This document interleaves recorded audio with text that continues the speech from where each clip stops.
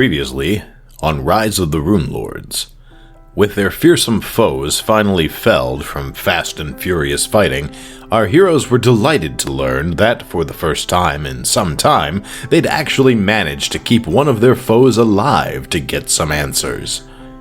Using the decapitated head of the snake creature they had just fought, as well as threats of bodily harm as incentive, questions were asked of the cultist, and while the group received some answers, they did not receive as many as they had been hoping for.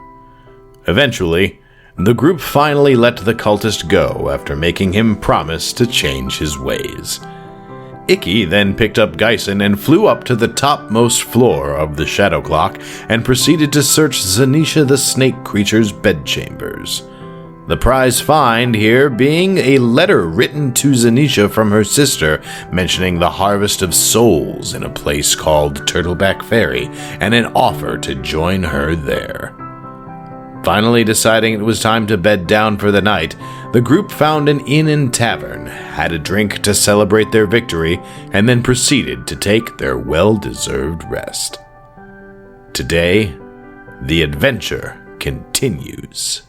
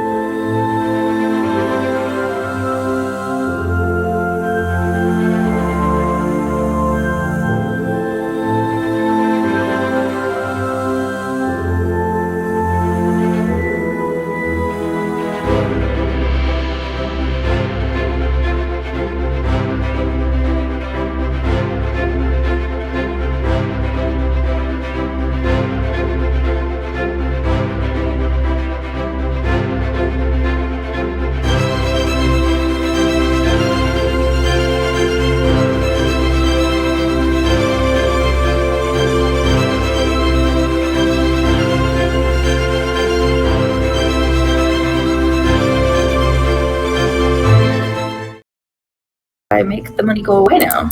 There we go. -1 gold. And 3. Why isn't that working? Is my keyboard die? 1. Alright, I have... Oh, I'm not signed in. Okay, that's why. I'm literally looking at this. This should be totally fine. Authorize. It's weird that I could see everything, even though I wasn't logged in. I would like to go back to my character. Sorry for how long this is taking. How dare you? I'm a terrible person. Equipment money. There we go. 1 and 3. And then remove. Alright, purchased. Alright. Okay. So as you're done with your purchase, and you begin to leave, I will say that the paper bird, it actually the speed started very quickly, but then it kind of slowed down, and it was something that you could keep up with fairly easily. So as Grelda comes out of the shop, the rest of you are coming down the road, and then Grelda, you step out, and then the paper bird kind of flies at you, and you hold out your hand, and it just kind of lands in your hand and just stops moving, as the rest of the group is probably about 30 or 40 feet away from you. All right. She immediately opens the letter to read it.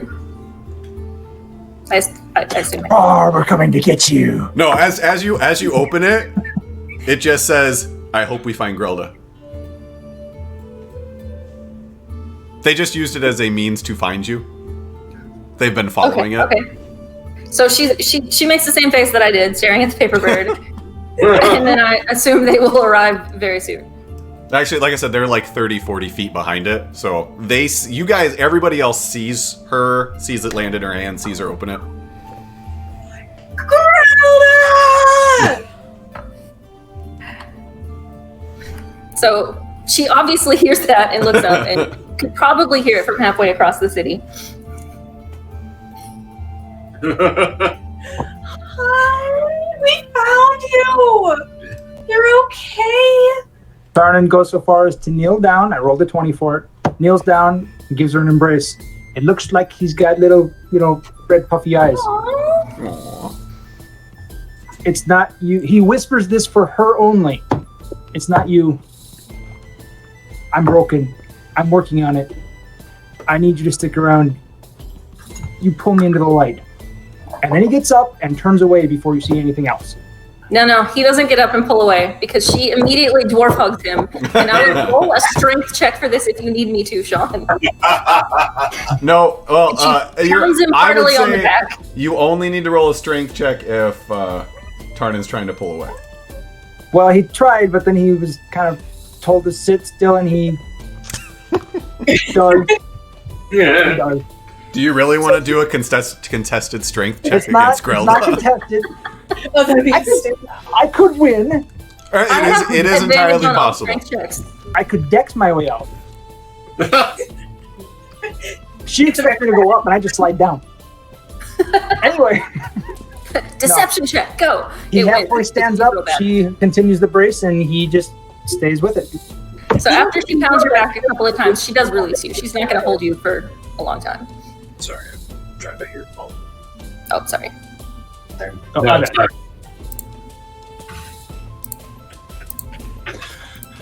Right. The rest of your crew, family, friends came too. Yeah, kind of there. So, being that Sanishi was the loudest of the people coming, she is the next one to get a dwarf hug. I avoid all the pointy bits and try for something that doesn't have a sharp weapon sticking out of it. And it is interesting to see a dwarf hug a half orc. There's a very large size difference there. I hug your belly She button. simply grabs a hold of her and pulls herself up. I need upsies. I do not do that. No, and I Grelda don't have already done upsies. We're not doing it again. Well, and Grelda and I have discussed this. Oh Lord.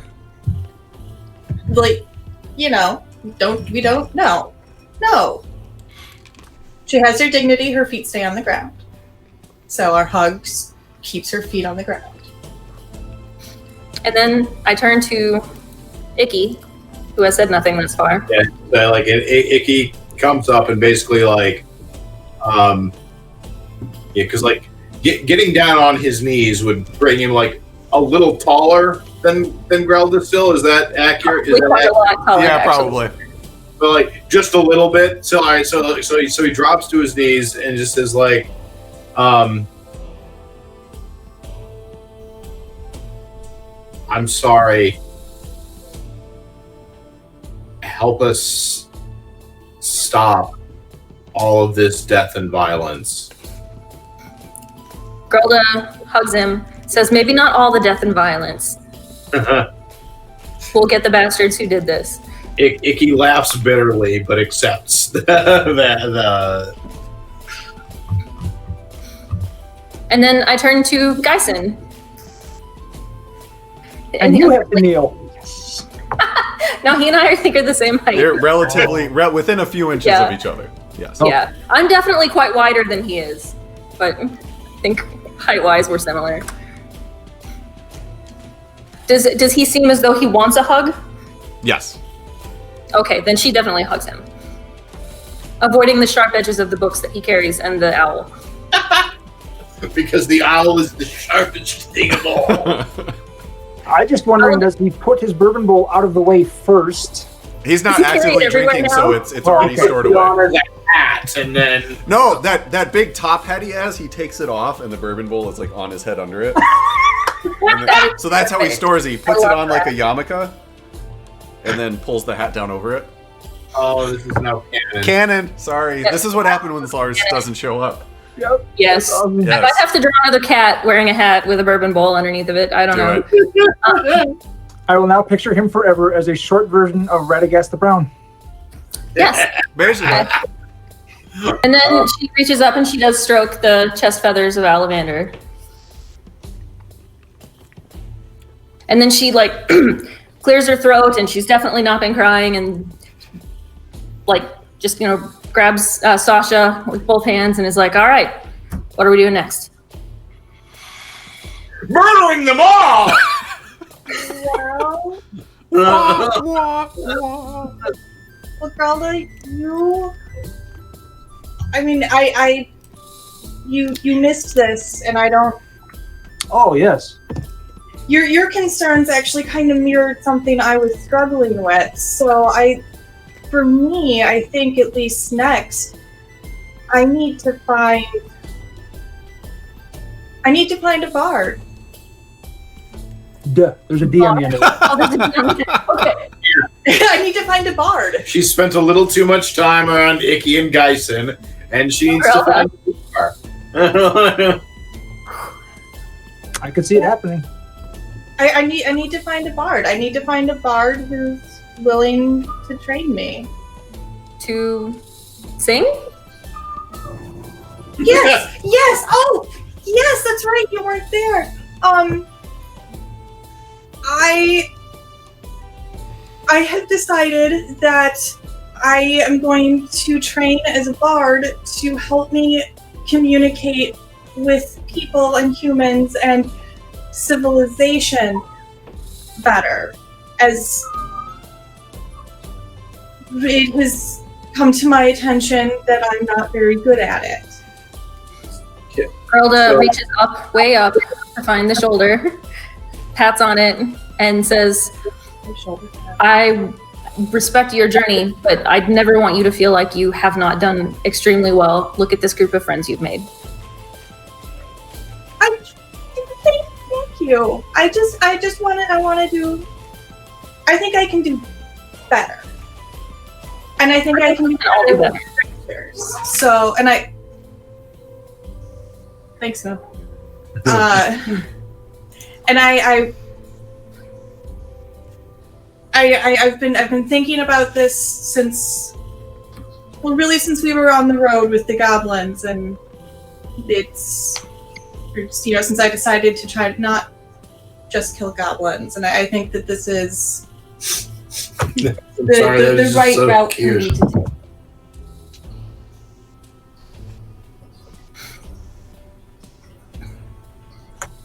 All right, so we need to find a bard. What's our next step on So, the path? real quick, just because this would likely be on Icky's mind, this is the day that Colonel Macaroni would be here, right? I'm sorry, I could. Yeah, I was waiting. As soon as you started talking about him, I was like, what name is going to come up? I know, and I'm sorry. It's like as soon as I saw your lips purse, I was like, I can't Not say it anymore. Yes, It's not Commander Captain Macaroni. This is the day that Sergeant at Arms Dunhall told you he would be arriving in Magnamar. Okay. No. He had a feather in his cap, so we call him Macaroni. You know that the whole hide your kids, hide your wives? With me, it's hide your NPCs, because I will ruin all of them. Sergeant Dunhall went to town riding on a pony, but the group can't remember his name, so they call him Macaroni. Perfect. There you go. I could teach her to be a bard. I could teach her to be a bard. I'm trying to get away from that style of communication.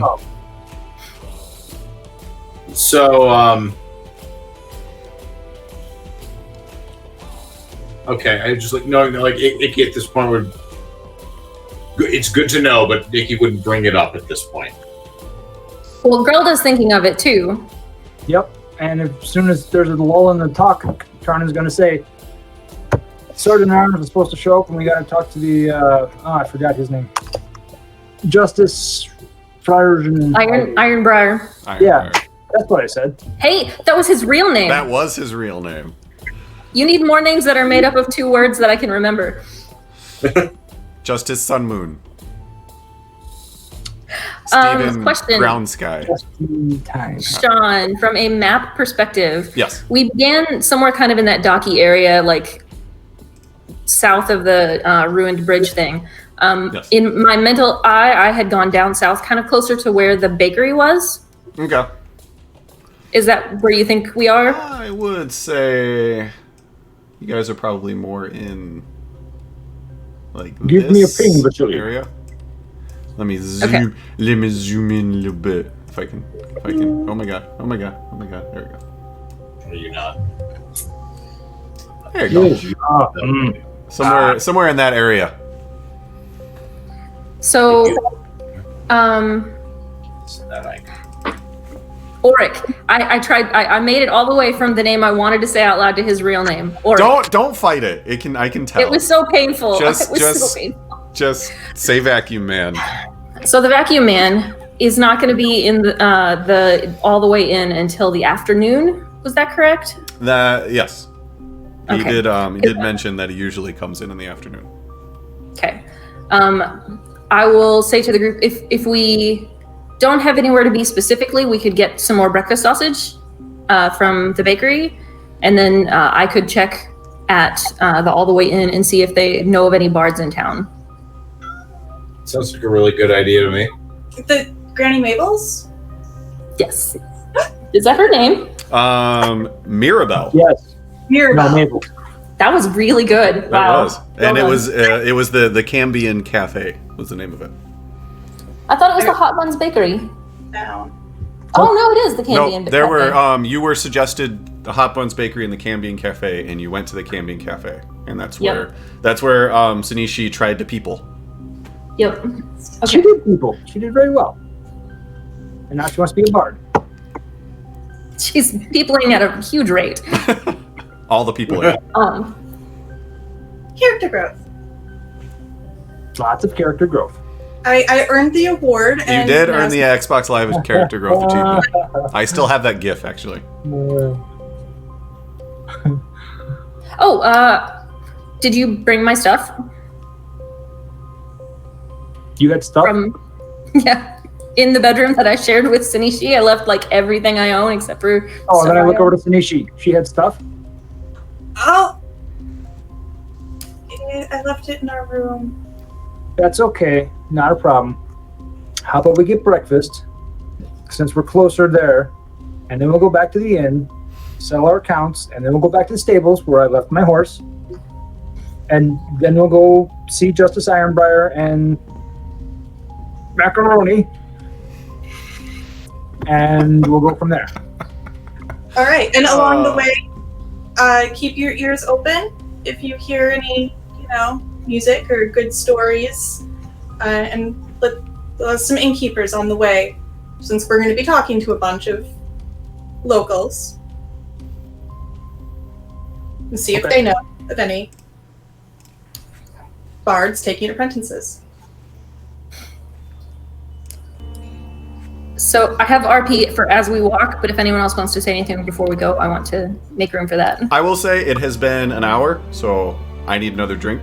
So if everybody good with taking 5, and then we'll pick up on the walk. Yes. Has everyone? All right, so we will pick up as you guys walk away. Tammy, you said Grelda wanted to RP some stuff as you walk towards the Cambion Cafe. So Grelda makes her way to Tarnin's side, and Tarnin, she has she has a brand new package of various things, probably very fragrant, from the shop that she was just in. And she says, "Now this is very serious." And she hands him 3 different strips of cinnamon. Which of these do you prefer?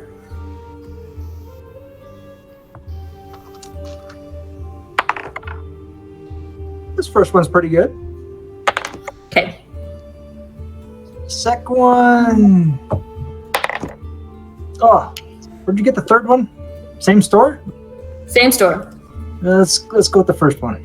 All right, The so first she one takes is them back. And she does a little sniff test on each one so she can remember which ones were which. She agrees with him on the third one, although she thinks it's got promise. The second one she thinks he might actually like better. Like she basically, I don't know if you remember in the last session, Tarnan asked her to make a cinnamon beer. He did. So she has been gathering what she needs to make a cinnamon beer. Awesome. So she goes back. She's leading her horse and muttering to herself and like thinking about what else she might need in order to make this work. All right. Okay. If nobody has anything else, then you slowly make your way. You come back to the Cambion Cafe, and as you go to push open the doors to step inside, even with how few people were in there last time, you did hear like conversations. Like you could tell that there was something happening inside. And as you step up to the door this time, it is completely quiet, except you hear the sound of a flute being played. And then as you push the door open, sitting actually on like the counter area. I was going to say bar, but it's not a bar. The counter area, actually sitting on top of it is Mirabelle, and she is playing a flute, and there's probably 16 people like packed inside, and everybody's just turned and listening to her play. As you walk in, she probably goes for another 60, like a minute and a half. And then she kind of hits a high note and stops. And it is beautiful. Like she might as well be in like a palace or something like that performing this. It is fantastic. So she stops, the entire place like erupts in cheers, and she kind of nods her head and has the young boy kind of help her down. And then she kind of slowly starts to make her way around the counter.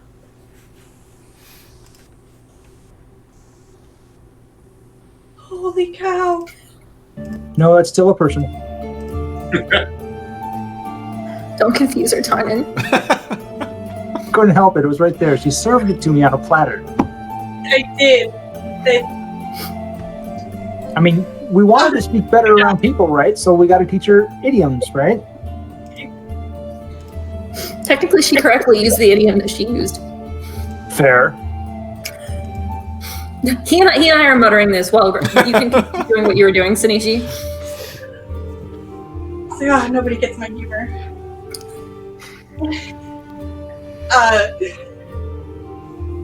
That was amazing. Do you think Holy even. Grelda jabs him with her elbow. Holy stick? Do you think Granny Mabel's a bard? Do you think she would train me? We could ask her. Oh my Only god. one way to find out. And she could teach you to make that blood sausage, too. Ooh. Ah. Well, we're not getting anything out of her for a couple of days. Oh, okay. Well, let's lunch. We need to talk. Maybe Granny will play again. Why don't we go ask her? I'll go with you. Okay. I'm really nervous now. I don't know where this is coming from. I'll get breakfast. Boy. The boy who had helped Mirabelle down has been like kind of walking through people, like walking between the tables as they're eating. He sees you snap his fingers and kind of puts his head down a little bit, like shuffles over to you really quick. Yes? I will. Yes? Tarnan will quickly order everything that they had last time Okay. and pay for it right there. All right. I believe it was, if I remember right, 5 silver. I believe it was for food for everybody, food and drinks. I think that's right. That sounds right. Okay. I'll double So check. he gets that. He points to like the lone empty table And it's like everybody's kind of packed in, so even sitting around it, you guys would be like shoulder to shoulder with a bunch of other people, but it's the only empty one. And then he points to it, nods, and kind of runs in the back. Okay, then Grelda and Sanishi. I'm gonna work my way up to where Mabel is, and No, she is actually. She's just behind the counter. She has a small rag, and she's kind of like rubbing the flute a little bit, cleaning it a little bit. Excuse me. Oh, hello. I remember you. You were in here yesterday. You scared that couple, I remember. How are you? I'm good. I'm better after hearing you play. I've never heard anything so beautiful. Oh, go blow smoke up somebody else's ass. It was fine. I appreciate the compliment. I'm glad you enjoyed it, but it wasn't that good. My fingers aren't as nimble as they used to be when I was young, let me tell you. Would you be willing to teach me? Wait, you actually want to learn how to play this? Yes. And then she kind of turns as the boy is kind of coming back through with a couple of trays. She kind of turns to him and points like a very gnarled, bony finger. I told you, boy, people appreciate my music. And he just kind of like shrinks down a little and like walks away. Some youngsters just don't appreciate the fine arts. I'm glad to hear you're different. If you would like to learn, I don't go much. I don't go places very often, so you're welcome to stay. I would love to. I think this will help me connect with people better and understand people. And Oh, and she like, oh dear, and then she takes the rag that she was using to clean the flute, shrugs, and hands it to you. It's fine. Just take this. And then she, And you can keep that one. I have more. Tarna leans down and bumps Geisen. See, told you she'd break. Geisen takes off his hat, pulls out his bourbon bowl, just shrugs. Tarna pulls up the bottle of bourbon that he took from the bar and fills the bourbon bowl. And then takes a drink. And then so she looks at you, Sanishi. Well, what are you doing the rest of the day? If you want to just come over here And she like, there's a couple of stools back behind the counter. you just want to have a seat, we can give it a shot. Nobody here will say anything regardless of how bad you start out. For real? Okay. Sure. Wait. I think we need to talk first, but I would love that. Can I have some brunch? I don't know, Well, lunch. I believe your friend already ordered some, but feel free, eat, enjoy, and then when you have time, I will be where I always am. Thank you. Grelda like jabbed like several, like really obviously like yeah that totally worked, like right in her, I guess hip would be as close as she could get. Probably. Does this mean that Sanishi is going to get upgraded axes that are not only hand axes but hand flutes? She plays the blood music. The blood. They make certain sounds as she, depending on what angle she holds them when she strikes. I like it. All right, so you end up going back and sitting with everybody else and eating, but you have been. She's offered to teach you when you're done. And I like relay this and just, obviously, guys, she is willing to teach me the flute. I'm gonna get this started. I am on my way. Good job. But I do want to also continue on my journey with you guys, obviously, because this would never have crossed my mind without my friends, without you. How much time do you need? I don't know. Grilda pipes in that, learning anything can take longer than you think.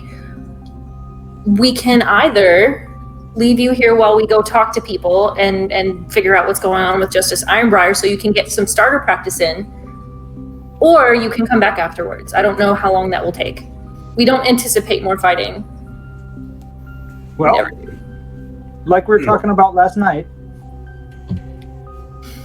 I feel our seeking vengeance for our friend has come to a conclusion, but there are further things to follow on. If this is a convenient point to take a few minutes from the last 3 hectic weeks that we've had, maybe we give her a week to see where her training goes, see if she likes it, see if she wants to stick with it. We can continue to talk with the people in the town, maybe find more interesting things, but I'm going to leave the final decision up to Icky because there's more pressing information we need to track down for you. If you're willing to give it a week, then we let Sanishi have her week. If not, then we'll figure something else out. Well, I think that honestly, our time could be equally well spent either by following up on the pardon me, the place whose name is now escaping me, even though I have notes. The ferry? Something ferry? Yeah, the Turtle Ferry. Turtleback Ferry. Turtleback Ferry. Turtle Ferry. No, I think like while going there as soon as possible is a really good idea. I think that there's clearly a lot more going on here, and I think that spending time here to not only ready ourselves but try to gather more information about this Turtleback Ferry and what we might be getting into as we go there. I think that's smart too. And once Sanishi has learned the starting stuff, then it's a lot of practice, so that can be done on the road with us. Yeah. Grilda makes a mental note to buy some wax, some sealing wax. Just.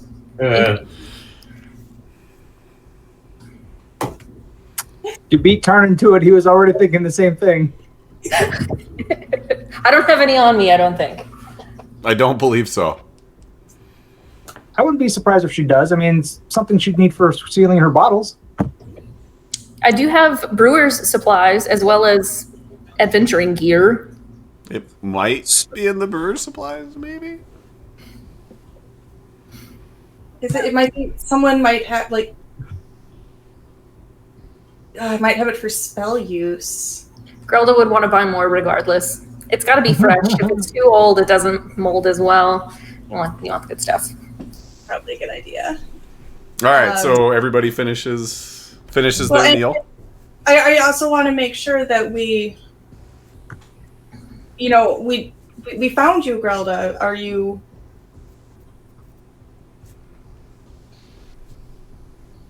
okay? Are you going to be okay? Are things going to be okay? I don't want to lose you again. I don't like that. When it comes to friends and family, you can never know the future. But I know you guys, and I know that we are friends. And you made your decision, which was the decision that needed to be made. I already knew you had my heart. And then Grilda stands up and walks out.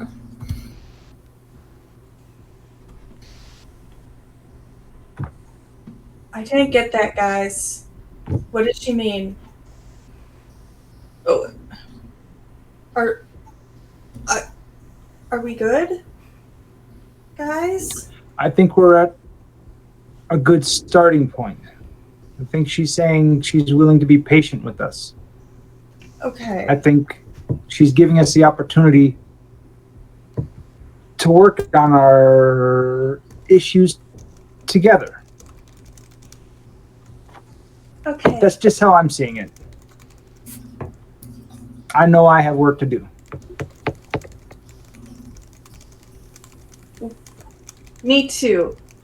And it starts with Granny Mabel and that flute. What timing? I know. I dig it.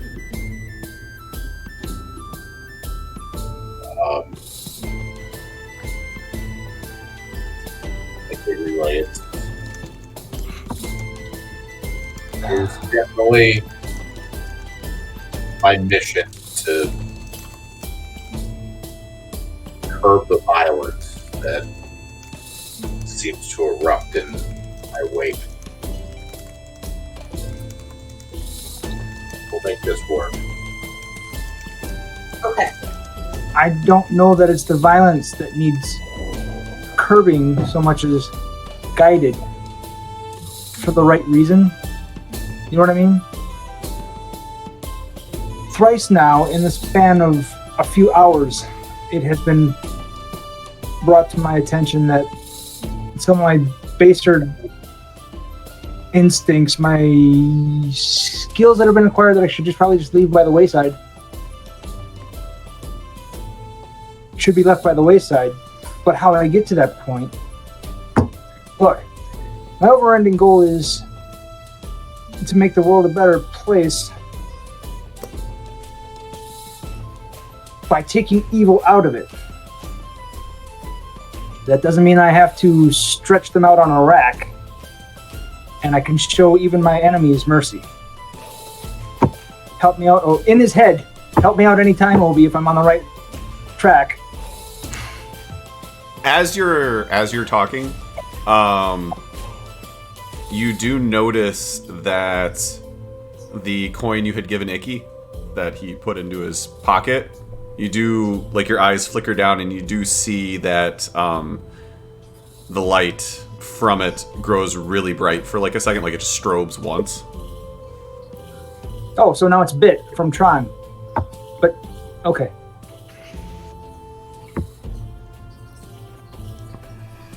It's not... He pulls out his glow sticks.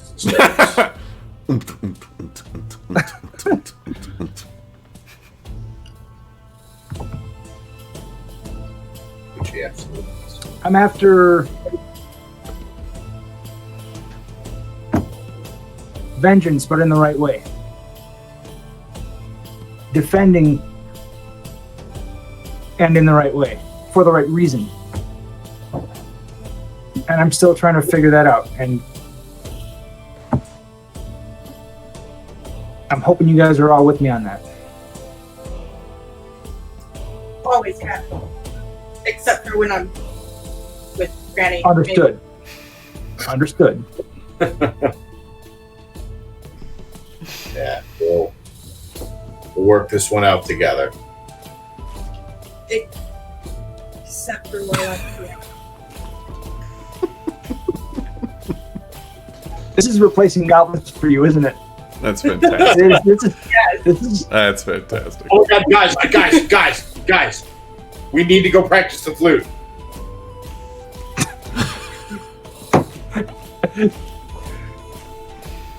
Tarnan hands the bottle over to Icky, says, "Here, just have some."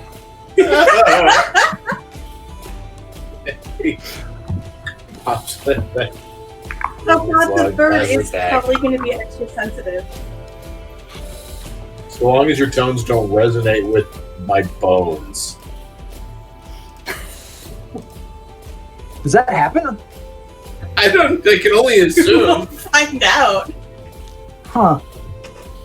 So I want his feathers for fletching. You want his bones for flutes. Tyson, what do you want them for? My blood is probably like some level of alcoholic at this point. Probably. Ooh, components for flying. Yes, good job, Tyson. Well played. All right. All right. Well, done eating. I'm gonna go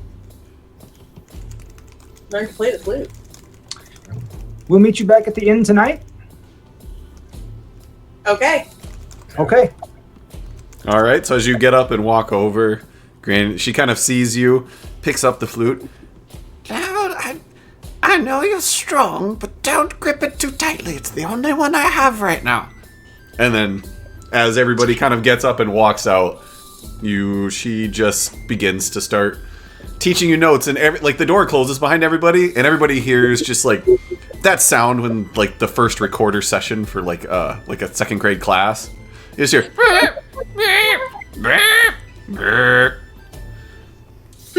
and then everybody begins to walk off.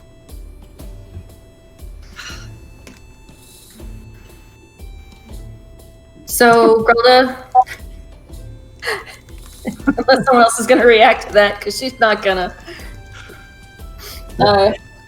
Grelda walks out and says, I'd like to stop back at the All the Way Inn and just see if Oric's there yet. It's a little early. Won't take but a moment. Do you want accompaniment? I think in this case, he might be slightly happier if I was alone. Farewell. I leave my horse's reins with you. And go. Very good. And I stop like after a moment and turn around and go, and if you happen to find somewhere that sells fresh wax, pick up some extra. And then she does like a little ear stoppy thing and then turns and continues. All right. So you make your way to the All the Way Inn. You push open the door, and you see that the purveyor is behind the counter. He has some very like forest green velvet on this time, with like the lace trim at the end of his sleeves, and up around his collars kind of matches it very well. He's got a forest green little bow, like a headband that keeps his hair back. And you see there are 2 or 3 patrons. There's 2 men kind of seated apart. Both of them have a pair of women sitting next to them, and there's a woman who is flanked by 3 men, kind of all giving 2 of them are giving her like shoulder massages. The other one is feeding her. And behind the counter, he kind of turns to you.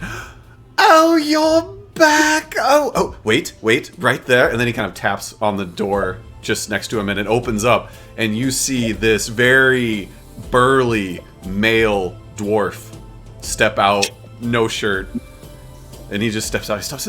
I told you I have something for you when you return. Just a massage, don't worry.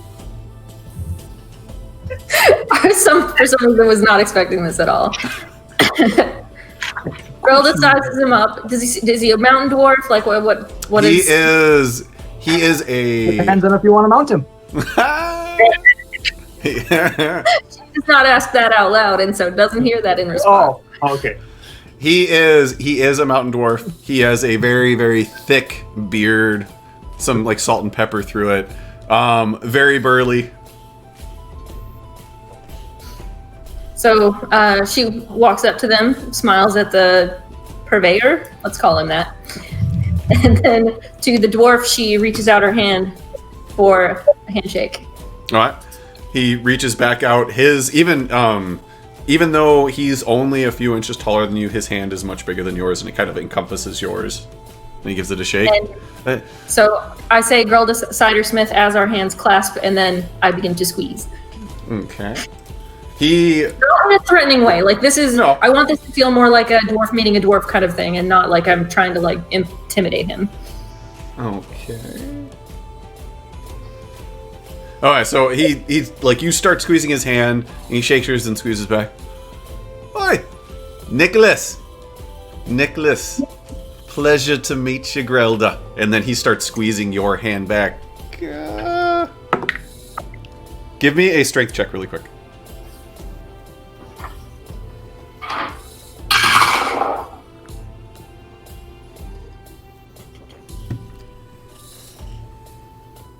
Yeah. Okay. That's 18. 18.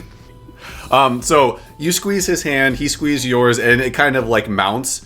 And then as you're shaking it, you feel his hand just kind of start to like crumble in, like squeeze into yours. He's like, he kind of turns. Oh, I like this one. You have a good choice there. So she releases. The point is not to harm this man's way of making money. You gotta be careful, otherwise I'm not gonna be able to give you that massage you wanted. I may not have time, but if I do, you can bet I'll come back. And then she actually hands him some of her cider. All right. He takes a sip, gives it back. All right, so then I turn to the purveyor. Well, I figured I'd give it a shot. Nicholas, you may go in the back. I might have need of you again. One of these days, little missy, I will. Well, if you didn't come in here for a massage, what can I do for you? I know it's a bit Auric, or a bit early, but I was wondering if Auric was in. Kind of. It doesn't appear to be, I guess. He scratches the back of his head. I don't feel comfortable giving out the location of my purveyors, but as he does it, he kind of like goes like that. So I'm sorry if you recognize somebody in here. I can't help that, but I can't tell you when people come and go. It just wouldn't be proper. Perfectly understood. And then I make a mental note and then keep going just in case anyone's listening, because he's very clearly trying to be sneaky and Greld is real bad at that. So, also, I was wondering, do you know of any musical instrument shops in the area? Oh, not in this district, but... Hold on. Let me get my Magnum mark. There we go. But if you go into the Alabaster district, I believe there was a shop up there called Serpent's Run, and they sold the most beautiful violins. Oh, I couldn't play for a lick, but they're just wonderful to look at. Thank you. That has been very, very helpful. And then she turns to the direction he was pointing and very obviously looks to see if she recognizes either the men or the women. She does not judge. No, in the corner you do notice, head down, but now that you're looking directly at him, you do notice Auric with his arms around a tiefling woman and then a half-orc woman, very scantily clad, just kind of his arms around him, and they're all just, their heads are close to his, and they're all just having a conversation that you can only hear a murmur of. So, Grelda thanks the man behind the bar and then walks over, making enough noise that she's not trying to be sneaky, but also not trying to stomp and be scary or anything. And is there a seat on the other side of the table from them? It's more they're kind of more sitting on a couch-ish area. Okay. Is there a little table in front of them for their drinks to be on or whatever? There's a couple of side tables. There is a table near them that you could probably grab a stool. You'd have to pull it if you want to sit close to them. You probably have to pull it over. Wrap on a table. Oh nearby. yeah, there would be there's two side tables. Oh, okay. So she politely does that, and at the same time says, "Auric, you are keeping absolutely beautiful company these days." Looks his head slowly. Oh fuck. They can stay. They can stay. Well, and it appears that at least you took my advice and decided not to die down there. As it happens, none of us died down there for very long. It just pauses, it kind of looks at you for a second. Alright. Is my former employer still there? I'm afraid they didn't make it out. Good. So, what can I do for you? I came to ask you, and at this point I'm damn it, I really wish I had let Tarnin be here. What the hell am I supposed to be asking this man? You said if we were ever in town, we should look you up here, and do you happen to know anything about Justice Ironbriar? I've never had lunch with the man, but I know he got to his station about 10 years ago or so. Kind of groomed for it by his father. At least that was the rumor around town. Everybody knew it was coming. haven't really heard too much, which means he's probably a half-decent guy, because there's a couple of the other justices that everybody hears about.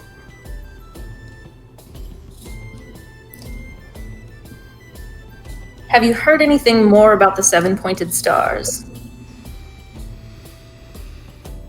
Not today. Carlta's like, fucking better not be. But she doesn't say that out loud, but No. it's very obvious on her face. But I don't know how long you've been in town, but there's been a big problem with death and murder around that damn symbol since I got here. Grelda smiles real big and says, that should be stopping. Tilts his head the other way, looks just like gives you a quizzical look again. Are you just like a band of do-gooders that goes around saving every place?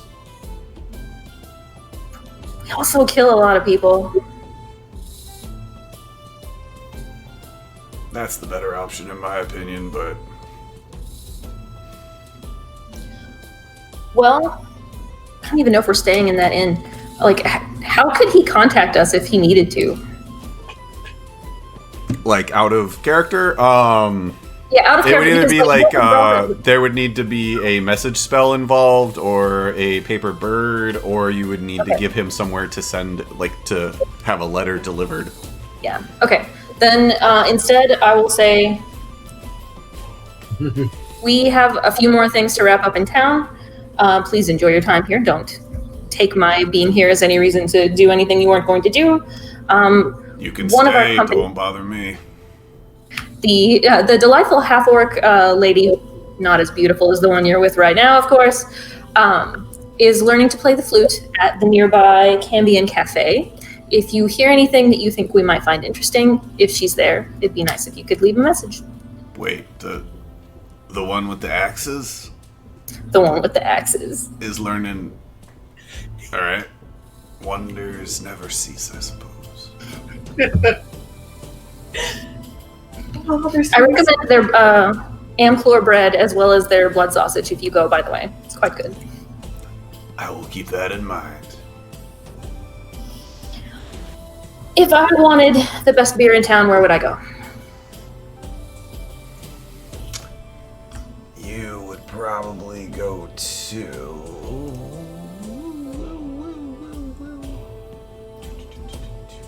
It's a real flair to his voice. Go to And then he breaks out into a song. No. Orc's got a frivolous side. Who knew? You would want to go to. You'd want to go to the Kettle Whistle up in the Capital District. I'm not sure they have the best, but they've got the biggest selection. So, your best might be up there. Thank you very much for your time. Ladies, thank you for letting me borrow a bit of his time. And then I leave. And then they just kind of like their head goes back in and they start talking. Like, I'm not talking about it. As you walk out. I should have mentioned the flaming cartwheel just to throw some more The stuff. flaming barrel roll. Yeah. All right, so I leave. I find the group and I relay what happened and what was said. Particularly the bit about Ironbriar probably being above board, Okay. and also about where we can get a flute for Sanishi. I was really at this point picturing more like dueling violas.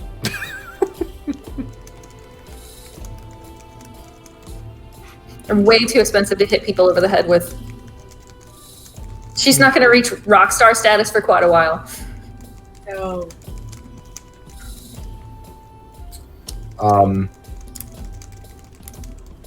So I guess at this point, do we want to go and see if we can meet with Ironbriar? Sounds good to me. We should stop and pick up my stuff on the way. And our horses. Well, I guess we could determine if we want to leave the horses at the stable since we're going to stick around for a while now. Iggy, have we decided to stick around for a while now? Seems that way. Grelda looks at Tarnin, and then looks back at Icky and says, I think as soon as Sanishi feels like she's got stuff she can practice, we should head out. That's fair, but if she needs a week, we give her a week. I know you don't like being here, Tarnin. We don't have to stay very long. I've had a very interesting night, and quite a few things were thrown at me. I don't think this town matters to me as much as it once did. Clearly, I have other things to run after, and he looks at you. I said, okay, but if you want to go camp outside the city walls for no reason whatsoever, I'll go with you. I might take you up on that depending on how bad they get. Or who finds me. We could go before they find you. Fair. Wouldn't be as much fun, though. There are so many interesting people in this town that should rightly meet Sasha. For all the right reasons. Yes. Seriously, for the right reasons. I believe it. To the inn? To the inn. To the inn. All right. You go back to the inn. Are you just picking up your stuff? How should we ride horses to go to wherever Ironbriar is? Is it far enough away that makes sense? That would be up to you. You guys were, I would say, in this area, and it's up here, and you can take the trail along here.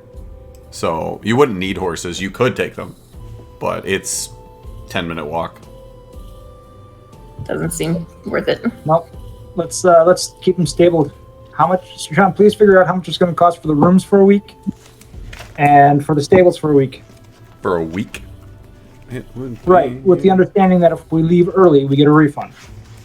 And I will persuade the hell out of that one. Sean, this is where I'm asking for a persuasion check. Not intimidation check. Really? Yeah. It's a first.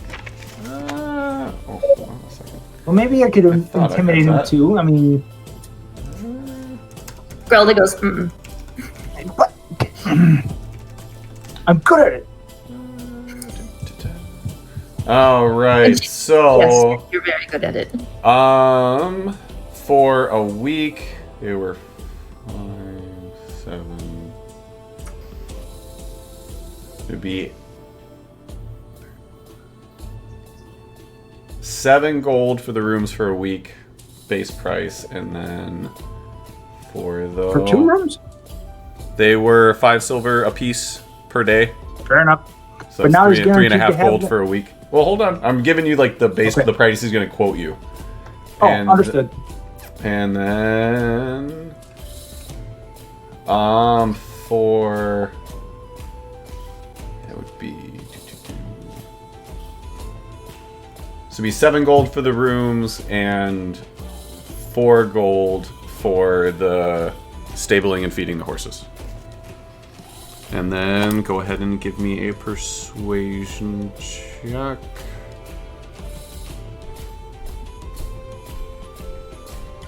You sure it's not a intimidation check? 17. I'm helping with the persuasion if that makes you feel any Okay. better. Because Grelda would be there telling you not to intimidate, so she should then Okay, be so therefore I get- also be helping. I'll let you. I get assistance. Okay. Holy shyster. 28. 28 persuasion. Jeebus, Alright. what did you roll? A 20. How do you have So- a +8 to anything? Oh, I'm sorry. It's a 27. It's a 27. Oh, because that's so much lower. That's so much. It is. It matters. I don't it's a have a point. It +7 matters. to anything. Well, Tarnin has I a persuade plus the 11 hell to out his of sleight of hand. He just always rolls a 2 Right. on him. Yes. Dang. Wow. So you talk to him. You give him all the reasons why it would be really good. So he kind of looks at you, thinks about it. Fine. I'll do them both. Instead of 11 gold, I'll do them both for 8 if you pay up front now. And if you leave early, That's a shame.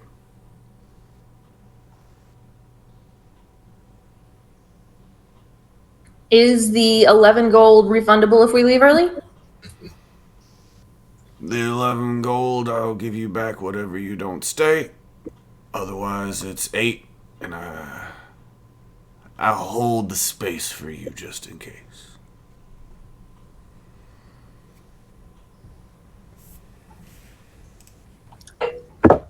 Let's do the 8 gold. Alright, wonderful doing business with you. That's what you think.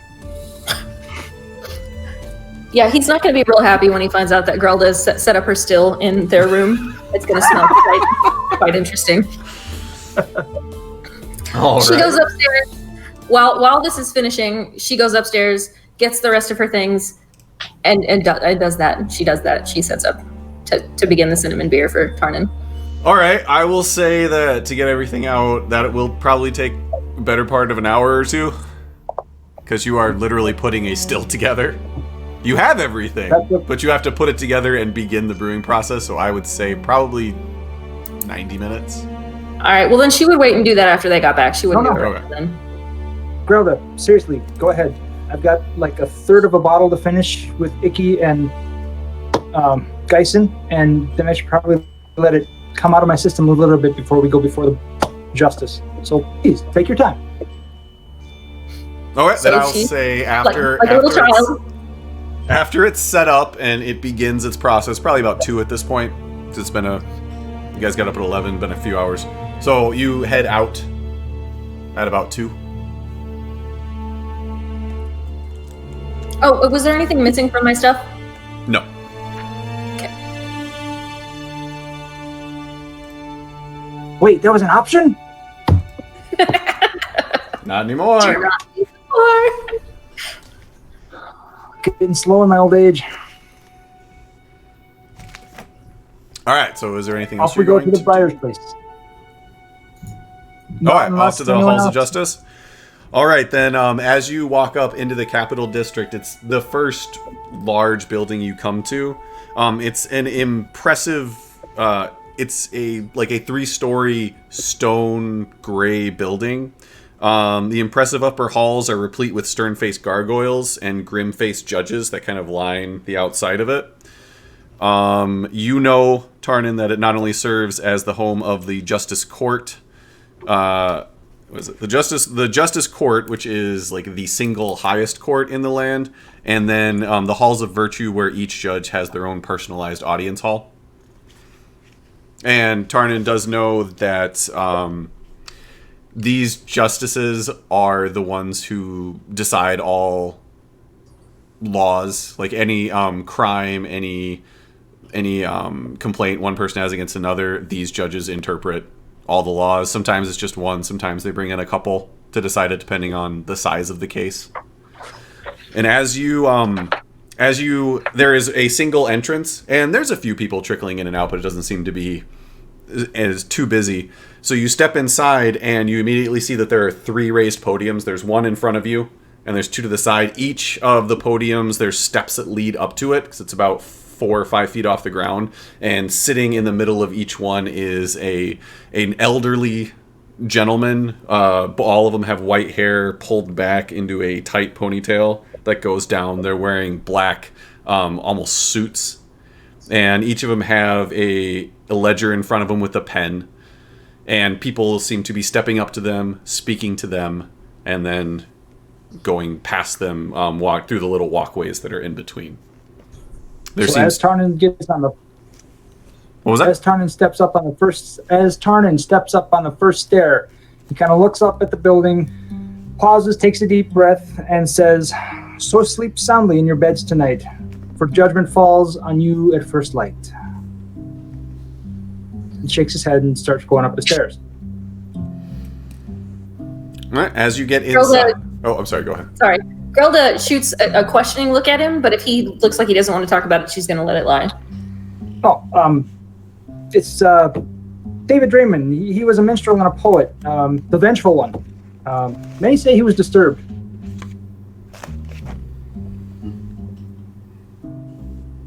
Was that? And he doesn't explain further and carries on. Okay. All right. Okay. But our viewers are gonna love it. Yes, all one of them. Well, The viewers. So as you step inside, you see that the three raised there's the three raised podiums. Two of them have a group of people in front of them speaking to the gentleman. The one in the middle seems to be empty currently.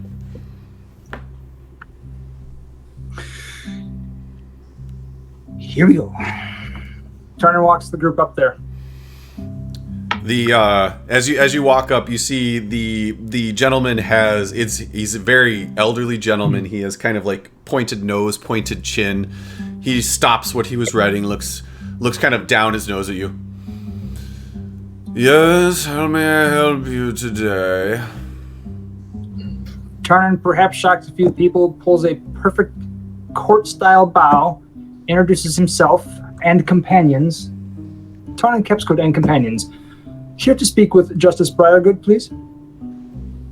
Ironbriar. Ironbriar. And what is your business with Justice Ironbriar today?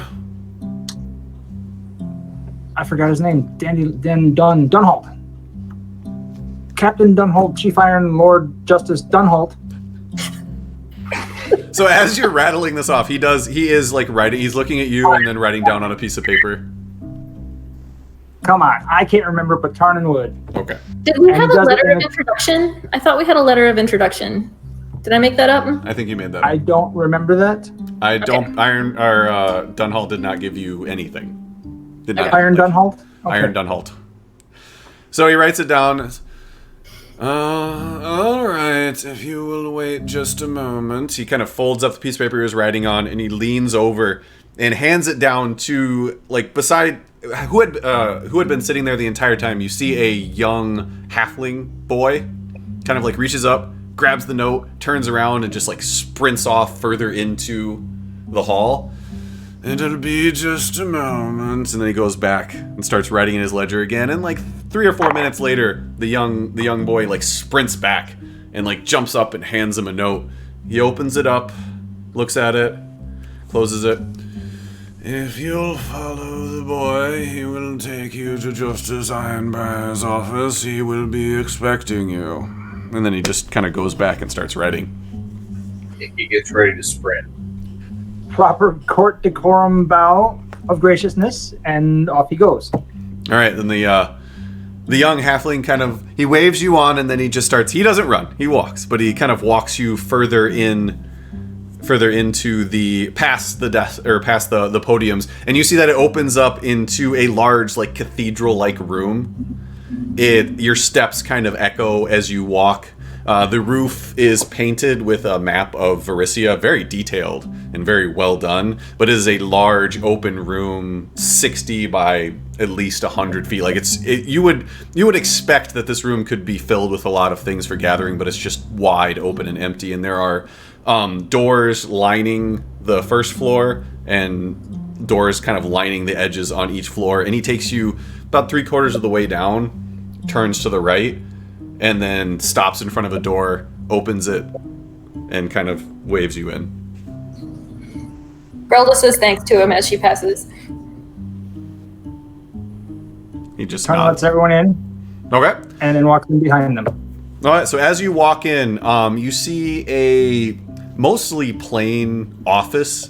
There is a large oaken desk kind of in the middle opposite of where you enter. A couple of just plain windows behind it. There are 2 tables along the walls and some bookcases. And then leaned over the desk looking at maps, you see a very tall, slender half-elf. Looks to be in his late 40s. He's standing straight up. His head is tilted down. He has very long gray hair that kind of flows halfway down his back. He is dressed in white robes with a blue collar and blue around each of the ends of the sleeves. And he is looking at some maps as you come in. And as the door closes behind you, he finally, he stands up and he looks over you. Well, Sergeant Dunhall did say that you would be coming eventually. Be honest, I expected you yesterday.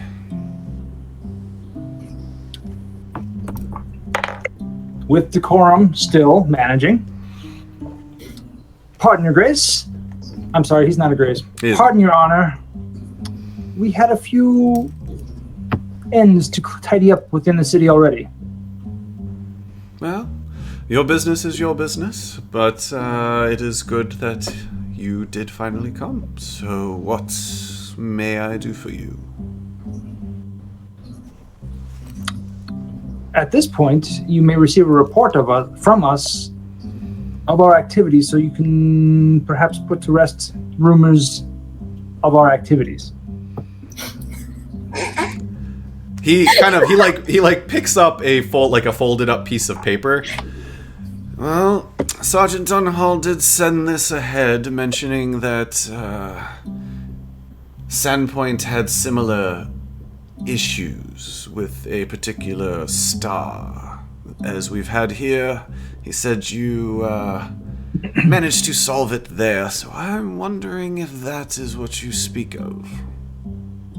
That was our intent. Whether or not there are any lingering strands, we're not sure. However, we believe we have quite literally cut the head off the snake. Relda absolutely chuckles and is like trying to hide it and failing real bad. He just kind of looks over everybody. I feel there is a story behind this. I don't remember if Tarnan kept the head or not. No. I don't think he did, no. Okay. Nobody, outside of the stuff you took from the room upstairs, I don't think anybody actually took anything out of the Shadow Clock. And unfortunately, our bard isn't with us to tell the story with all the due. Lord Justice, I don't know. I don't know how much of your time you would like to hear about the details, but the shortest version, and feel free to stop and ask questions, is that we came in, we found out that Adrian Foxglove... You can say it, or we can just kind of say that you tell him everything that happened. It's up to you. I'm just letting you know. You don't have to recount everything. He gives him the 3-minute version. Okay. Details enough that he knows we went to the manor. He knows we saw someone that should have been dead. He knows we went into the house. We killed whatever they were and left them there. He knows that we rested there. He knows that we intercepted at the clock. He knows that we took the head off the snake quite literally. He knows that, and then the rest of the group will find out that Turner went in, followed the troop to make sure that the people who were involved had given up and dropped their cloaks. Okay. And he steps back. He takes like a half a step back and stands up. Any questions? Well, it seems that you've been quite busy the short time you've been in Magnamar. I would normally question such a story, but he flicks the paper again. But Sergeant-at-Arms Dunhall has been an associate of my family's for a long time, and I trust his judgment, and he says that you can be believed, so who am I to question it? I will make sure troops are sent to both the manor and the Shadow Clock to clean up any residual leftovers, but I will say that if what you say is true, your work is greatly appreciated not only by myself, but by the city of Magnamar. If further questioning of us is needed, I intend to stay in town for a few more days at least. A few of our companions have business of a personal nature to attend to. We can be found at name of the inn. You are at the Soldier and Stove. Line. The Soldier and Stove Inn. We will be at the Soldier and Stove Inn. Well, if you are going to be hanging around for a few days, I do... With what you've done, you might be the perfect candidate for a little a little bit of work that I might have. He smiles ever so graciously and leans forward and says, that sounds very good to my ears. However, we haven't been paid for our first job.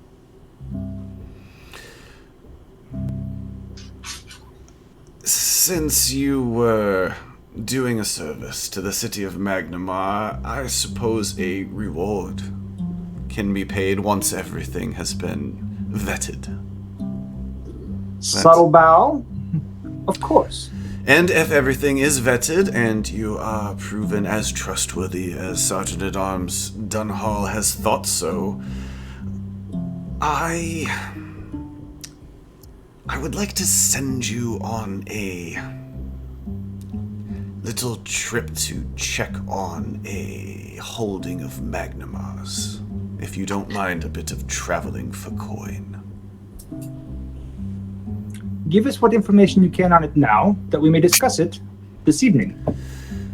Well, according to a recent missive from Turtleback Ferry, the village has gone a while with no contact from Magnamar's most distant holding, the remote Fort Rannoch.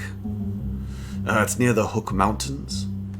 Normally we have a group there called the Black Arrows who are good at keeping unwanted creatures at bay. Unfortunately, they haven't been heard from in weeks. The silence this long is extremely uncharacteristic of them. Unfortunately, there are those that would consider sending anybody in our employ there to be a pointless and silly waste of time and resources in order to check up on those ill-tempered black arrows, I believe was the quote that I got. So, sending Crownsguard is out of the question, but I am concerned. I could offer each of you 1,500 gold apiece if you can go there and return with news. Is there a time limit on it? I would prefer you leave within the next couple of days, as it's already been more than 2 weeks since Turtleback Ferry has heard from them. But I do understand that you've done quite a bit of work in your short time, so you might need a day or so. We were considering taking a week. And inns have already been paid for in advance. No returns. I can give you half now, and half when you return with news. If you can leave within the next 2 to 3 days. Would you be willing to reinstate the monies that have already been paid for the week at the inn? And how much would that be? A matter of 8 gold. Yes, I can recompensate you for that. Excellent. Another appropriate bow. Then I think we will take the night off, discuss, and either myself or one of my compatriots here will come back with when we intend to leave. All and right. That'll give you at least the evening to verify the work we have done thus far to make sure you want to continue to be in business with us. All right. Fair? Fair. I assume you have horses. I would say that in order to get to Turtleback Ferry, you're probably taking a ship down the Yonder-Bakari River. Horses might not travel well. We do have horses. They're rented and we need to return them. So you can stable them here, you can pay somebody to return them, whatever you need, but the ship down the Yonder-Bakari River will be stopping at Wartle, Whistledown, then getting into Lake Tarantula and up the Skull River to Turtleback Ferry, so I don't know if you need messages sent or what, but... How official is this to be? Are we to carry papers saying we're on official business to give these to the Black Arrows, to give these to guards, to give these to Crown Guard, whoever else is going to ask and try to waylay us. Nobody should.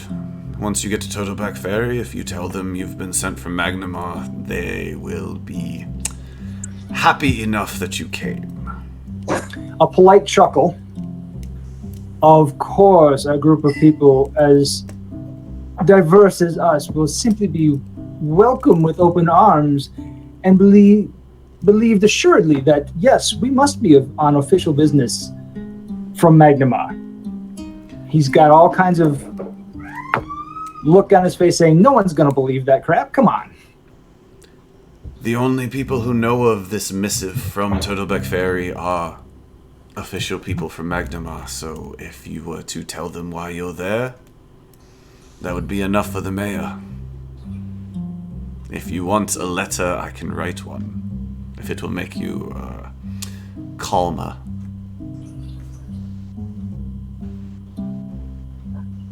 If there's no reason for secrecy, then yes.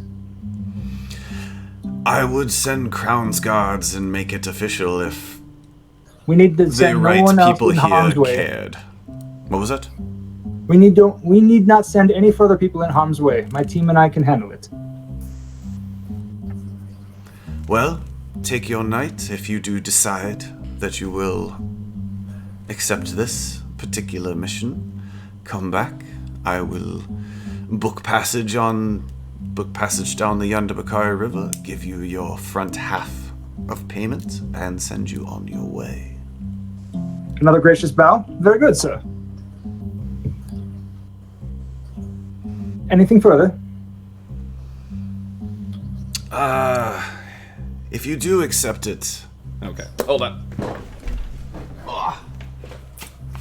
Oh, my immersion is broken. Ah-ha-ha. Our casino over. So, he takes and he tosses you a rolled up map. And again, there was something else I showed Bill. I was going to wait until you guys got here, but I have a... Ooh. It's on parchment. Like it's actual cloth. Holy cow! It's very cool. That's so cool. So whenever we do get back together in person, you guys will have this to work off of.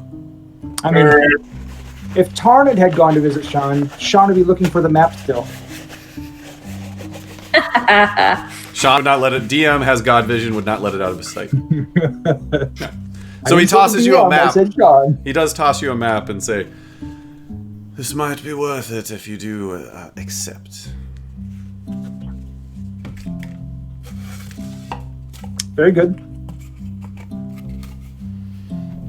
Well, if you have any further questions, feel free to ask whenever you return. I will send my Crown's guards to check up and clean up on your story. Understood. And then he just kind of nods his head, waves his finger, and goes back down to looking at his maps. Tarn does a gentle about face and ushers his troop out the door. Think he follows or is led, whatever. Grelda jabs Tarnin in, I guess, the hip, perhaps upper thigh, and says, "That was really good. You did a good job." Does it echo? Like, is it so wide open that it? Like, Yes, just- yes. Like your feet falls echo, and anything above a whisper, it does echo. Like you can hear. You might not be able to make out the words, but you could hear somebody talking at one end to the other just because of the way the echo is. Like you might not, like I said, you might not be able to make out what they're saying, but Yeah. you would know that they are having a conversation on like 100 and something feet away. Okay, so she doesn't shout it, but she wasn't whispering. So yeah. You have Also, just no on idea. a private note, I'm so proud that Tarnin gave the actual accurate amount for how much we paid for the lodging. Right. That's character growth. That is character That growth. right there. Yes. Where's my award? Where's my sound effects? Where's my fireworks? It's coming in the replay. It is. Okay. It is. I will edit it in. I will edit because, like I said, I have the same Right. GIF I used for Sanishi, so I will Here. throw it under. It'll be right under you. Ah, great. Here. Okay. I'll put it between your hands. You know, That's gonna be across my face. Okay, fine, enough. Tarn whispers ever so gently. I nearly vomited twice. I'm glad at least the effort was noticed. She hands him some beer. Oh, bless your heart. And they're in the hall.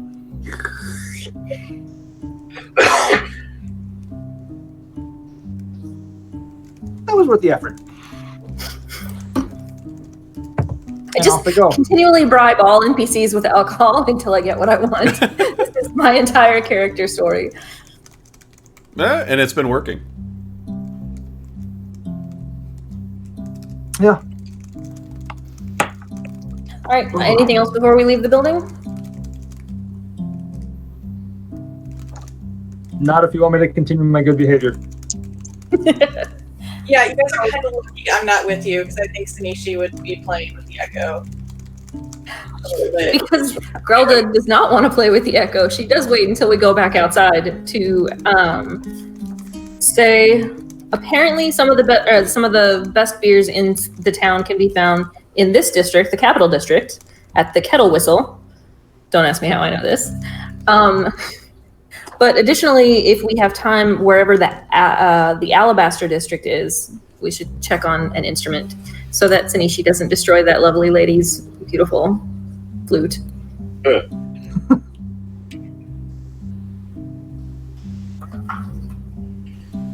well, delicious beer definitely sounds good to me.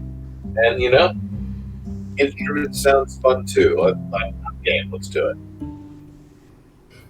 Where is the Alabaster district? That is the district to the north of where you guys are at right now. That would be kind of up here. This the long walkway kind of separates the capital district down here with the Alabaster district up here. Okay. Instruments, beer, home to regroup with Sanishi? Sounds good. Or just some of us could do the instruments if the rest of you would like to beer. I just want to sit down with all of you. Somewhere. Sometime. Soon-ish.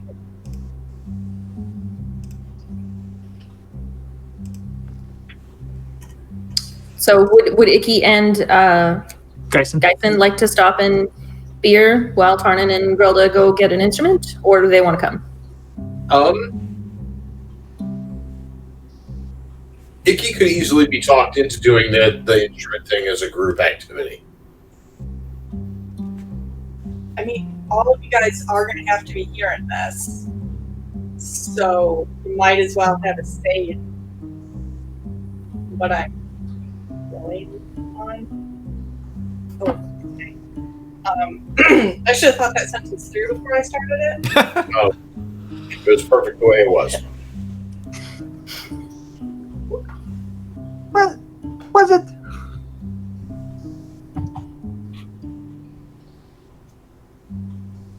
All right. So what are you Grelda's guys going to do instruments. Who else is going to go do instruments? Tarnan will go. Icky will go. Geisen I'm will go. assuming Geisen would then go. Yep. Yeah. All right. Onward. All right. What were the best instruments I still acquired? The instruments? Yeah, once upon a time when I used to, pawn them. Well, you pawned them at fences. Uncle. Right, but I had to acquire them. So where are the first question was, where are the best instruments I used to acquire? You acquired them from many estates.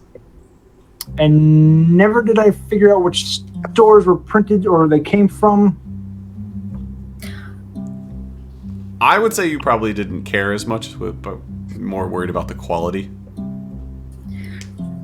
Grelda will make a note that this is it's a fancy part of town, and I hope we get her a starter instrument and not a master's instrument.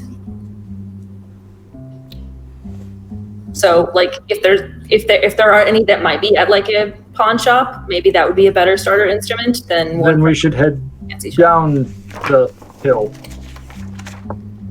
Okay, well, if you're looking for a fence, one you are familiar with that you used fairly often. It was a store called Wild Widget's Wondrous Warehouse. Oh, yes. I remember him. Her. Him. It depends. It was him, and his name was... Marcus Antonio III, if I remember correctly. You do not remember correctly. What was that? Wild Widgets? Wild Widget's Wondrous Warehouse. And his name was Aodria. See? So close. Right next door. Let's go pay a visit to Aodria. Aodria. All right, so you make your way, and as you stand outside, this is by far the fanciest sign that you have seen, even in the Capital District. This sign's top dollar, and the outside of the building looks extremely extravagant. And then as you open the door and step in, you notice a stark contrast where the inside is an extremely plain general store. Like, it just has, there's 4 or 5 columns of shelves with just normal, like, flour, some maybe like shovels, cooking like pans and stuff like that. Just normal things you would find at any general store, and it is exceedingly plain and basic. And as you step in, there is, on the other side of the counter, just to the left of the entrance door, on top of a stool, is a small halfling man, probably about middle-aged, shaggy black hair, in very, very plain gray clothes, and he is sitting up on a stool, and he is reading a book. Yes. And this is, in fact, Aodria, correct? Yes. And does he look prosperous from the last time I saw him? He looks exactly the same as the last time you saw him. Turner walk in, and that's how he announced himself. You look exactly the same as last time I saw you. Have you turned a page yet? Darden? Is that you? Oh, I haven't seen you in forever. Oh, what are you doing? I did not expect you to come back after so long. And then he kind of like hops down, and as he hops down, he like just disappears behind the counter, and then he walks out from around it. I did not expect you to come back at all. I'm surprised you are still alive. I can understand that. He pats him on the shoulder. It's been a while. It's good to see you again. Ah, it is. Well, it might be good to see you. Depends on why you came here, huh? Actually, we're here for above board business, if you don't mind. I guess if you want to. Above board works. I have some things here. You want like a shovel? You want a couple of cake pans? No. I'm trying to imagine what he thinks Tarnan would use a shovel and some cake pans for. You would be surprised. It was a very interesting time in my life. In some ways, I'm glad you didn't meet me then. In other ways, could have been fun. Anyway, the lady here is looking to acquire an instrument for a friend of ours. And of course, knowing you and your great deals, I figured we should stop here first, just to see. What kind of instrument are you looking for? Primarily a flute, although I'd be interested in seeing what else you have. I think... Whoa, careful what you ask when you say what else you have. Darn it! Leave the young lady alone. She can ask to see whatever she wants to see. So, oh Lord, if so, you want a flute, huh? Do you want like a great flute, a little flute, a cheap flute, a barely working flute, a master flute? What are you looking for? I would like a sturdy flute, and then perhaps also some drums. I think this particular bard might perhaps like the drums. Alright, stay here. I'll see what I can do. Just look around, see if there's any. The cake pans are on the other side. And then he turns around and walks into the back room. You hear some rattling around. It comes out a few minutes later. He's holding a case, and then he has a drum under one arm with how small he is. Like his arm is wrapped around it, and it's like the sling is thrown over his shoulder. And he walks out. He kind of sets him down, puts the case on the counter, and opens it up. If you're looking for a sturdy starter flute, this one it's not bad. It's not bad. And then when it comes to the drums, you throw this one over your shoulder, you go bang bang, it's pretty good. It sounds good. I even throw in the sticks with it. It kind of comes as a package, you know? I love this game so much. Okay, so I don't know anything about flutes, so I go over and and pick it up and Give me a performance check. Oh, this is gonna be great. I'll help her. Thank God. Because you would have seen her floundering and come in and swooped in to help. So can I help him instead of him helping me? Because mine's gonna be bad. No, because you were the one who was actually looking at it, so he would be kind of coming But in I secondary. can roll separately, is that correct? What was that? I could still roll separately if she says if she prefers. You could. She said she's trying to look at it like she looks like she knows what she's doing. So you could roll separately if you want to take a look at it, but you wouldn't help fix her floundering. Of course not. If you did it separately. So that's the only reason I'm having her roll is because she says she's trying to pretend like she knows what she's doing. Okay, so no, what I'm trying to do is look for any obvious flaws. I'm not trying to pretend as though I'm a connoisseur. I'm just it doesn't bend easily. That's good, right? All right, then you can give me perception check, or I'm sorry, investigation check if you're picking it up and checking the bending, bendy. So give me investigation and investigation than I am at performance. So just warning you. Oh wow, 17. Oh, okay. No, it actually it looks like it's in very good shape. There's no dents. It doesn't look like, just as you're looking at it, it doesn't look and seem like has seen a ton of use. It seems it's pretty nice for everything you would expect, like you would have in your mind on what a flute should be. Okay, and then the drum, I do the same thing. We'll stick it with the same perception check. Again, you pick up the sticks and you da da da da da da da da, and it sounds like a snare drum. And the only thing I know about drums would be make sure there's no holes or thinness to the leather on the top or anything. No, again, it seems of better than passing quality. It's obviously not the highest quality you would assume, but it doesn't seem like there's anything wrong with it. It doesn't seem overly worn. It's been used, but it seems in pretty decent shape. So Grella hands the sticks back to him and shrugs at Tarnan. It seems fair. He's never mistreated me. Back in the day, he was the guy, and I looked pointedly at him. He was the guy I'd go to give him the good stuff, because he's not easy on you, but he's not unfair. Hey, when solid. people bring the good stuff, I give them the good money. Everybody's happy. They come back. Everybody's good. So why would I mistreat people who give me the good stuff, huh? Absolutely. Would anyone else like to ask about any other items at the Wild Widgets Wondrous Warehouse while we're here? Oh, wow, I'm tempted.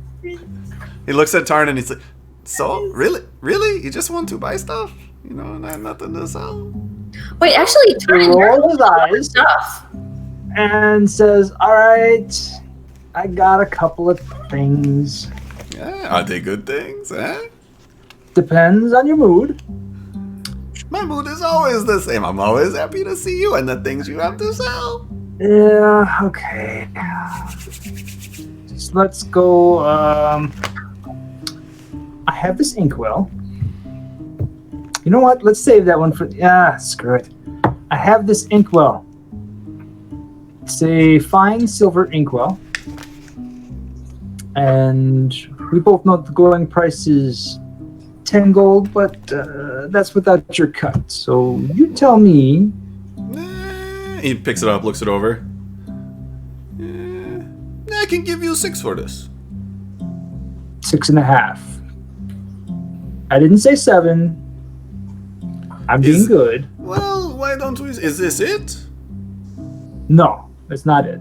Well, let's see what else you have, and then we can see on what we can do. Geralda thinks this sounds like a lot of fun, so she actually pulls out. I've been carrying around this well-crafted halberd since like the first couple of weeks that we've been playing. So she pulls the gigantic weapon out and sets it down next to the tiny inkwell. All right, sorry. Now I need to double check on the price of some of these. You told me 20 gold pieces at that time. Okay. I'm glad I told you that. So he looks it over. He's like, look at this. This is twice the size of you. How are you even carrying this thing around? And he like swings it and looks it over. This is pretty good. This is well done. This is well done. I like it. I like it. I give you 14 gold for this. Geralda looks at Tarnin because she has no idea what it's worth. That's not bad. I would argue for a little bit more, but that's not bad. 15. That's a little bit more. It's not like it's alcohol, Tarnin. It doesn't matter that much. I look over to Geralda and say, "You're doing good." And I look over, I look over to Eodria and say, "She's learning. Give her a little." I can always tell a first-time partner. They're so cute. All right, so is this it, or you got more? You got more? Are we got? You got? Yeah, I know you got more. You're holding out on me. Eh? I know. He pulls out a hidden pocket in his belt. He pulls out where is it? 3 violet garnets. Okay. Oh, I'm sorry, 2 violet garnets. You wrote down 100 each. 100 each. Gave me. Okay. He takes them, kind of looks them over. And this, and he pulls out a somewhat melted silver comb. He looks. He's like eyeing up the garnets really well, and he looks over at the cone and he kind of takes it, fingers, and like. He tells him the story. I see what it used to be. Geralda leans over and says, "I really wish we still had that head." And he just kind of looks at from the comb to you, like the melted comb to you guys. The head would have gone nicely with that, actually. You're right. You've been up to some fun stuff there, I tell you what, huh? All right, so the 2 garnets, I give you 140 for the pair, and the silver comb, I mean, I had to melt it down. I give you 3. Fair. What if we threw in this jade necklace? How much is it? You did not give me information on that one. And I had it at one point and didn't have money information next to it, so. All right, stand by. Let me see if I can find it. Oh, there we go. Okay. Yeah, jewelry. All right, so. Yeah, we'll do. All right, so for the jade necklace, he kind of looks at it. He actually puts it on, just kind of like. This is a nice one. I like this. He takes it off, sets it down. All right. I give you 40 for the necklace. Okay. What about this ring? Pulls out a pearl ring. Nods over in Icky's direction. Did I give you a price on that either? Nothing. All right. No. It's just not magic. It's I give you 5 for that. It's nice. It's pretty. I'm sure I can resell it. I'll take that if you don't like that price. For you, but of course. And he bows with a flourish and a smile and hands it to her. And she picks it up and she smiles, and it's way too small for her hand, so she puts it in her pocket.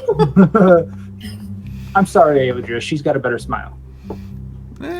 You hurt my feelings when you talk like that, but I see where you're getting it from. Huh? So is this it? Is this what we're working with here? Or do you have more? I always expect more from you. We pull something out of somewhere, and it's worth something. Okay. Here. 4 more rubies. No money information next to them. Then 4 of them. I can give you 24 for these.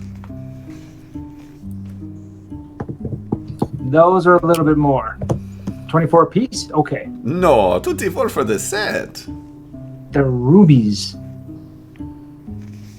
Not garnets, they're rubies. Come, my friend, this, you know, is a fine gem. All right, 30. Okay.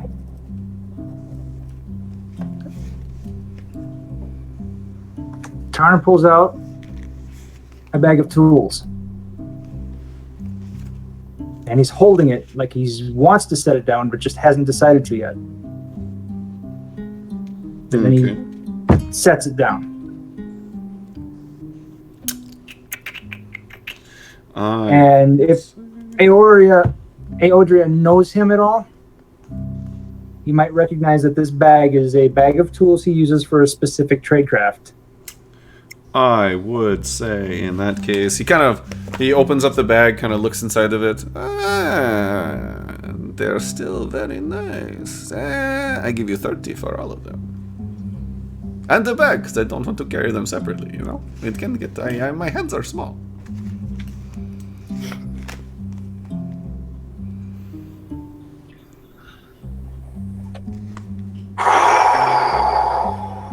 One finger uncurls, and then another, and then another. And he slowly pushes it a little bit away from him and puts his hands at his sides and says, yes. Yeah. It looks like you guys have been saving up for a while. You've been waiting to come to my place. I know you have. This is I told you I'd come to the best place. You make sure they find a good home, yeah? For the right reasons. They will be used appropriately. We'll just say that. So, Fair. Anything else? I don't know if you have a note down or if we still have it, but at one point I had some chunks of obsidian apparently, and I erased them, which means I gave them to someone. I've still got them. I'm holding them on for reasons. Okay. But if she asks about it... Nope, she won't. I just want to make sure if you knew that you had them or not. I have a potential use for 3/4 pounds of obsidian. Assuming I survive to 2 more levels from now. So is there anything else that you would like to put out? You know what? Geralda goes, wait. And she goes into her pocket and she pulls out and acts as though, she literally has no idea. To her, these are worth a lot. She has no idea if they're worth anything at all. And she lays on the table, one by one, 8 blaze harpy feathers. He kind of looks down at them.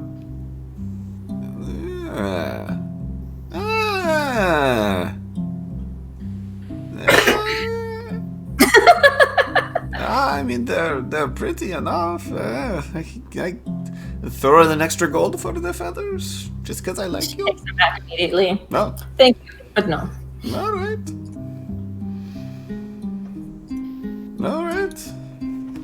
Is there anything else, or are we going to be good with these? How about a small favor from you to me? That depends on the size of the favor. I'm a small man. It might end up being a big favor. Gotcha. He produces a small potion bottle with silver liquid in it that coats the bottle. Would you identify this for me? Where did you get that from? I got it from you.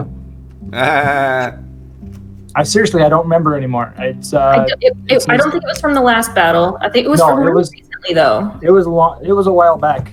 I remember this bottle. Yeah. All right. Then. Was it back in the floaty room, or was it more in the haunted manor?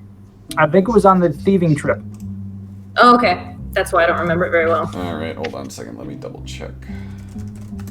I think I remember. Pointedly didn't kill the man in the forest.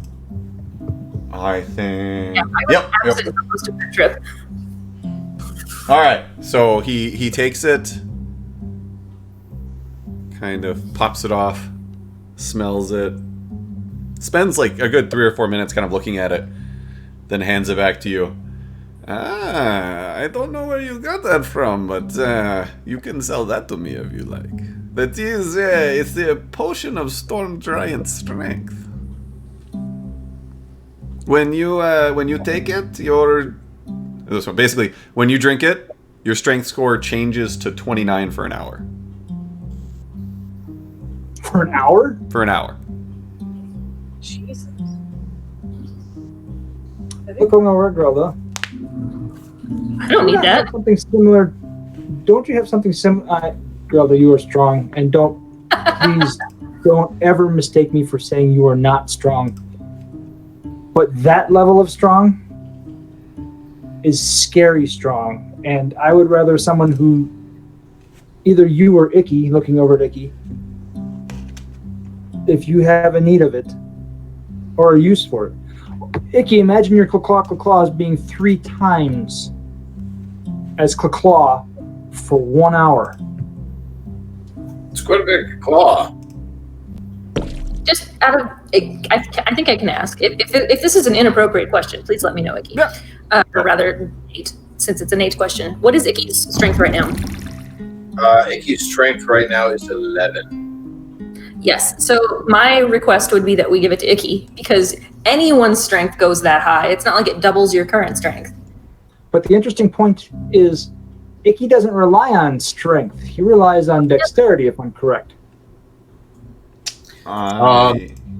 So unarmed strike, which is what I often use, is you can punch, kick, headbutt, or use a similar forceful blow and deal bludgeoning damage equal to 1 plus your strength modifier. Oh, then you should take this. Yeah. Grelda would be like, I'll take it if you want, but I'm only going to use it if I'm about to die, so it makes more sense to give it use it. I mean, If I may propose a different tactic, Grelda. Usually when we go into battle against something big at the beginning, because if after an hour's time we're still fighting it, we're probably already dead. But are we not arguing that Icky should have it? Either one of you. I'm arguing that can't Icky use should it. have it. It would serve me no purpose. Be super great for you because it doesn't add that much. Right. It brings it up to that number. It was 26 strength it takes you up to. Is that 29. 29. It's still going to be significant no matter who uses it, but I would like for it to be a person for whom that jump is more significant than it is for myself. Since I have a move that I often use that uses strength, yeah, it'd be a big thing for me. In that case, Plus, Icky really loves drinking stuff. You're not wrong. I apologize, Eodria.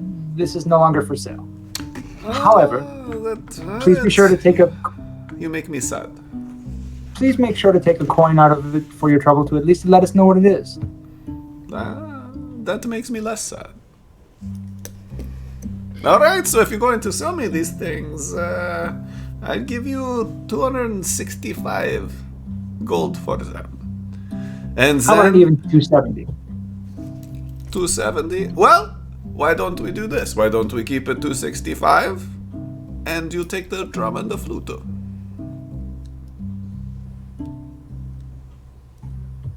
All right. He smiles, and then, because Eodrian knows he's about to get fast talk convinced, says, "I'm sorry, my friend, but you know I have to at least try." And then he tries to not intimidate, but persuade him for a better price. Okay. Okay, go ahead. Holy shit. Well, hold on. I don't know if that's a bad roll or a good roll, and that's why. So, Relda will assist in her adorable, still learning how to. No, don't do it. Don't do it? Okay. All right.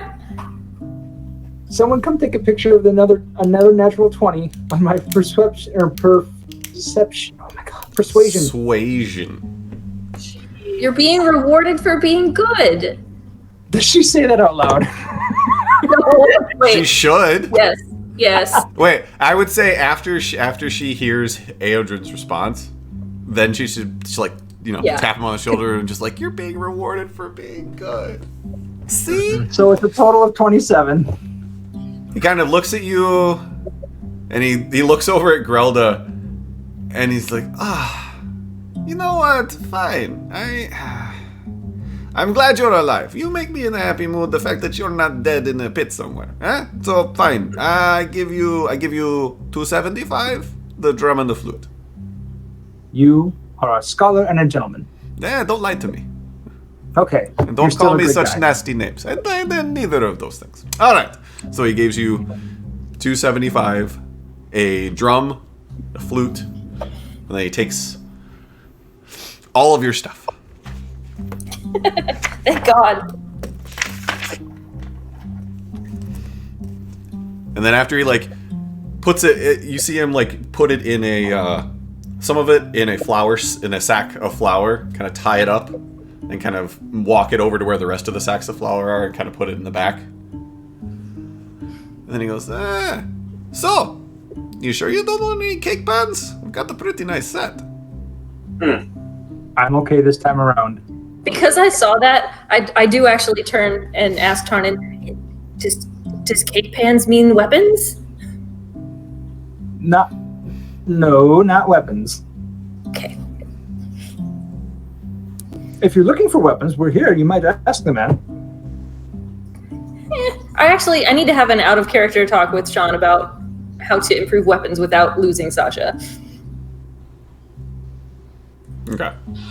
Because we do have a lot of money now. I just need to improve more weapons. Flute axe isn't on yet. Very well. Icky, anything you're looking for as long as we're here? No, I'm quite pleased with what I have. Thank you, though. Of course. Geisen? Do you have a portable library? I have a couple of books. They're portable, and it's a small library. Do they have intriguing writings, interesting histories, arcanic knowledge? Well, not arcanic. I might say have some interesting writings, let me tell you. Pictures of naked ladies. Oh, no pictures. Come on, I am a man of class. It's he actually reaches back to the book that he was reading and slides it over and closes it and holds it up. It's, the lusty lizard folk made. It's a page turner.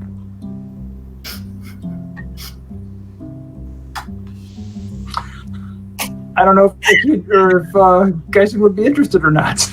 I honestly feel like at this point, if he hadn't already done so, he would take this opportunity to haggle. And I'm basing this on his cheating at the hagfish.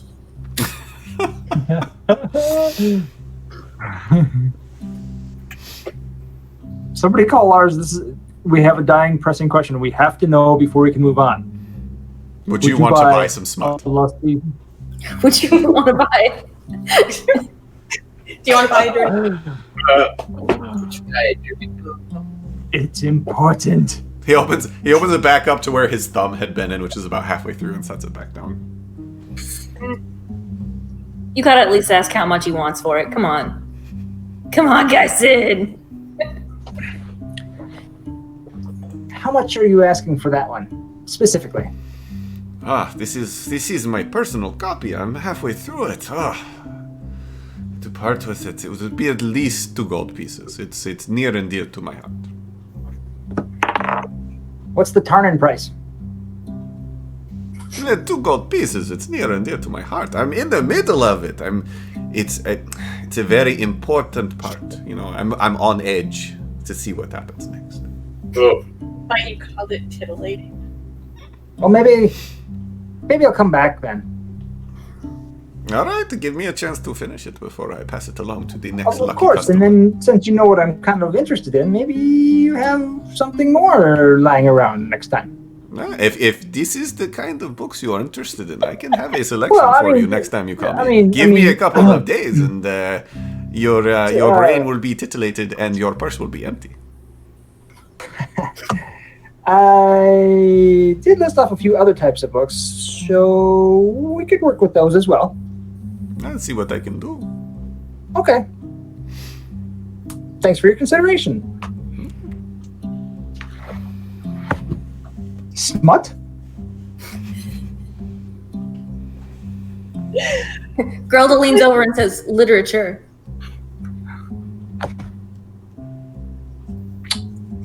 Okay. What does this be doing to us? Prostitutes? Pornography? Blood sausage. Oh, wow. Seriously. Audrey, I believe that's all we have for this business juncture. See you perhaps another time. It's good to see you again. Yeah, it is. Try not to die between now and the next time you come to sell me some good stuff, eh? No promises. Do what you can. And then he kind of makes his way back over and pushes himself back up on the stool. And then just pulls his book back up. And off we go. All right.